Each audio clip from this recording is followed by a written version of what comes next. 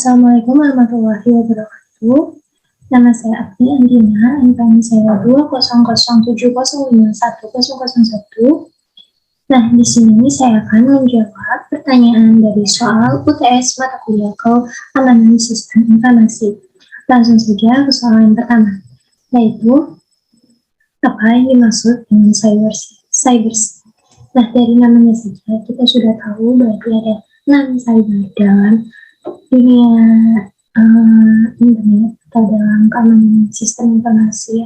Yang pertama itu ada cyberspace. Nah, cyberspace ini itu mengacu kepada berharganya nilai sebuah internet. Nah, kenapa dikatakan berharga? Itu karena dia di dalamnya mengalir informasi yang bernilai tinggi. Nah, salah satu informasinya seperti password, lalu ada nomor rekening juga termasuk ya. Nah, inilah yang dimaksud dengan cyberspace. Nah, lalu selanjutnya ada cyber threat. Untuk cyber threat ini, nah, di dalamnya adalah ancaman yang terjadi itu setiap harinya selalu meningkat secara eksponensial. Nah, motif yang dilakukan itu ada yang hanya iseng-iseng bahkan, namun ada juga yang untuk mengadu domba dan mencuri data atau yang lain sebagainya. Ya. Nah, terus untuk yang ketiga ada cyber attack. Nah, dari namanya saja ada attack ya, serangannya. Jadi cyber attack adalah serangan yang terjadi dalam sebuah internet atau sebuah jaringan. Nah, terus yang keempat ada cyber security. Nah, cyber security ini merupakan praktik perlindungan terhadap suatu program jaringan data dari segala macam bentuk ancaman yang ada. Nah, jadi kalau tadi ada cyber attack itu adalah serangan yang ada, jadi ada cyber security, ada perlindungan juga. Nah, terus selanjutnya ada cyber crime. Nah, untuk cyber crime ini adalah semua aspek ilegal yang ada dalam transmisi data gitu ya. Jadi kalau ada suatu kegiatan yang tidak sah di dalam sebuah internet, ini bisa dikatakan kejahatan. Nah, selanjutnya ada cyber law. Untuk cyber law ini adalah hukum yang ada dalam dunia cyber. Jadi untuk di Indonesia sendiri, rezim hukum cyber ini ditandai dengan lahirnya Undang-Undang IT ya. Nah, kita lanjut ke soal yang kedua. Soal yang kedua yaitu adalah contoh 10 contoh pelanggaran Undang-Undang IT tadi. Oke, saya akan menjawabnya. Yang pertama itu ada menyebarkan video asusila. Menyebarkan video asusila diatur dalam pasal 45 ayat 1 Undang-Undang Nomor 19 Tahun 2016. Lalu selanjutnya ada judi online. Untuk judi online diatur dalam pasal 45 ayat 2. Nah, ini ancaman penjaranya itu maksimal 6 tahun penjara dan dendanya paling banyak 1 miliar loh. Nah, terus selanjutnya yang ketiga itu ada ini ya, pencemaran nama baik. Nah, pencemaran nama baik ini diatur dalam pasal 45 ayat 3. Nah, itu ancamannya 4 tahun penjara maksimal dengan dendanya maksimal 450 juta. Nah, jadi lumayan juga kan. Jadi kita jangan melakukan pencemaran nama baik. Nah, selanjutnya yaitu kemudian ada pemerasan atau pengancamannya dan atau. Nah, kan jika pemerasan dan atau pengancaman ini pasal 45 ayat 4 dengan ancamannya yaitu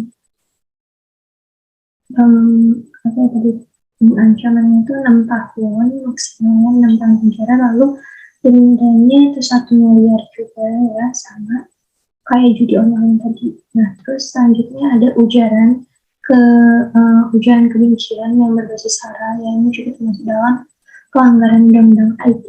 Nah, diatur dalam pasal 45A ayat 2. Nah, Untuk hukumannya sama, maksimal 6 tahun, dan dendanya paling banyak 1 miliar. Nah, selanjutnya ada teror online. Nah, teror online ini diatur dalam pasal 45B ya. Nah, uh, untuk hukumannya itu hukumannya 4 tahun, ya, 4 tahun dan dendanya 750, sama seperti melakukan pencemaran nama baik. Nah, lanjut itu ada merampas akun orang lain. Merampas akun orang lain juga tentu saja masuk dalam pelanggaran undang-undang IT karena dari yang itu sudah merampas ya. Nah, merampas akun ini, merampas akun orang lain ini diatur dalam pasal 32 ayat 1 dan pasal 48 ayat 1 Undang-Undang IT. Dengan ancamannya itu maksimal 8 tahun penjara dan denda paling banyak 2 miliar. Banyak banget. Jadi kita jangan meretas akun orang lain. Itu tidak boleh. Nah, kita beralih ke soal selanjutnya nomor 3, itu ada apa yang dimaksud dengan kripto dan bagaimana perkembangannya sekarang ini. Oke, saya akan menjawab. Kripto itu adalah teknik menyampaikan pesan dengan memanfaatkan fitur enkripsi. Ya, jadi di dalam kriptografi ini terdapat 2 bagian, itu ada bagian enkripsi, lalu ada bagian deskripsi. Nah, untuk perkembangannya, kriptografi ini dibagi menjadi 2, ada kriptografi klasik dan ada kriptografi modern. Nah, untuk kriptografi yang klasik di sini adalah belum menggunakan komputer, jadi masih memanfaatkan alat-alat seperti pena, kertas, dan lain-lain. Jadi belum ada komputer dalam melakukan kriptografi ini. Nah, terus yang untuk sekarang ini kita sudah memasuki kriptografi modern dengan menggunakan komputer. Ya, dengan kita sudah mempunyai teknologi komputer untuk melakukan kriptografi ya, atau melakukan enkripsi, sebuah teknik ya enkripsi datanya. Nah, terus di dalam kriptografi modern ini terdapat 3 algoritma. Yang pertama itu ada algoritma simetris dan algoritma asimetris, lalu ada algoritma hibrid ya. Nah, untuk yang simetris ini prosesnya itu menggunakan proses yang sama untuk enkripsi dan deskripsinya, sedangkan yang asimetris ini menggunakan proses yang berbeda untuk untuk enkripsi dan deskripsinya.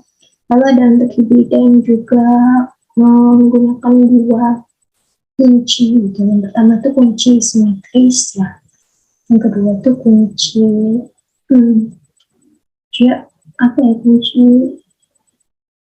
kunci diagram apa gitu ya, lupa. Terus yang keempat adalah 5 contoh cyber attack dan bagaimana cara menghadapinya gitu, bagaimana cara pencegahannya. Nah, yang pertama itu ada malware. Malware ini merupakan perangkat dengan bahaya yang cukup tinggi. Lalu yang kedua ada phishing. Phishing ini merupakan aktivitas pencurian data.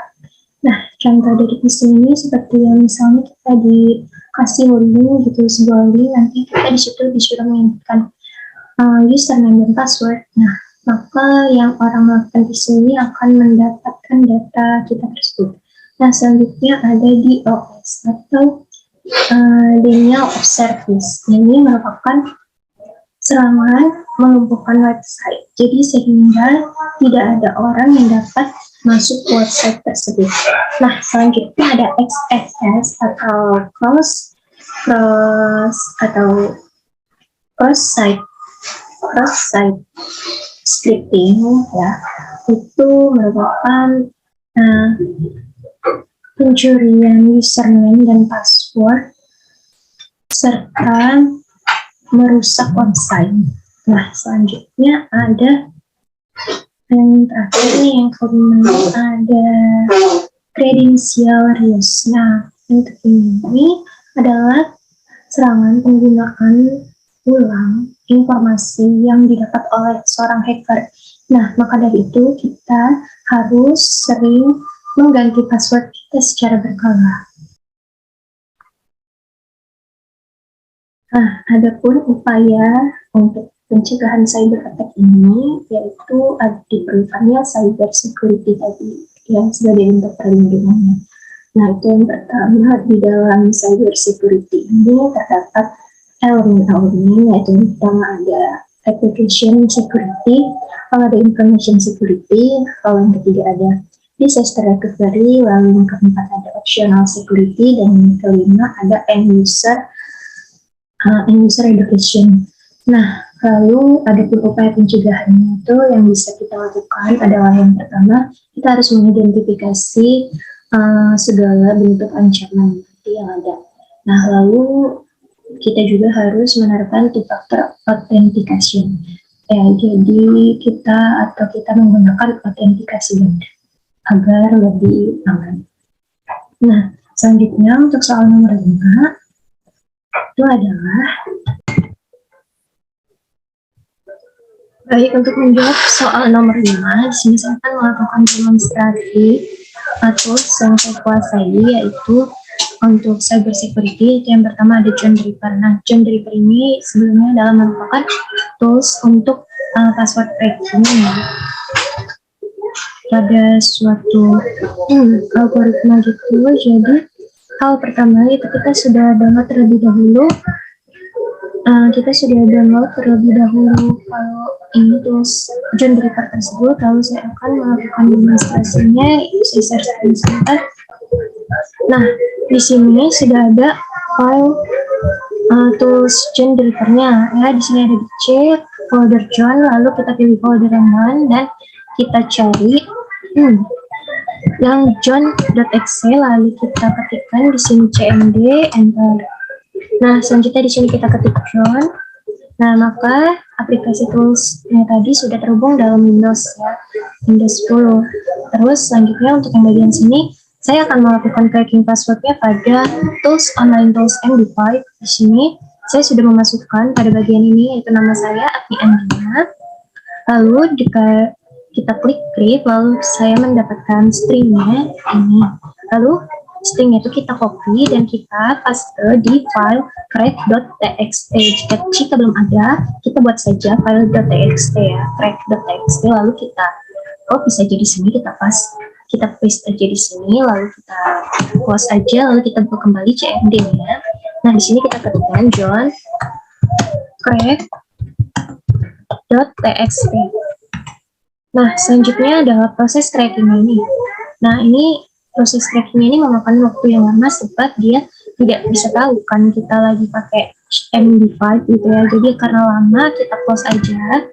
Lalu kita masukkan sintak baru lagi, yaitu kita pakai yang lebih cepat untuk proses crackingnya, yaitu john spasi min format sama dengan raw strip MD5 agar lebih cepat ya. Lalu kita anukin filenya tadi crack.txt, lalu kita enter.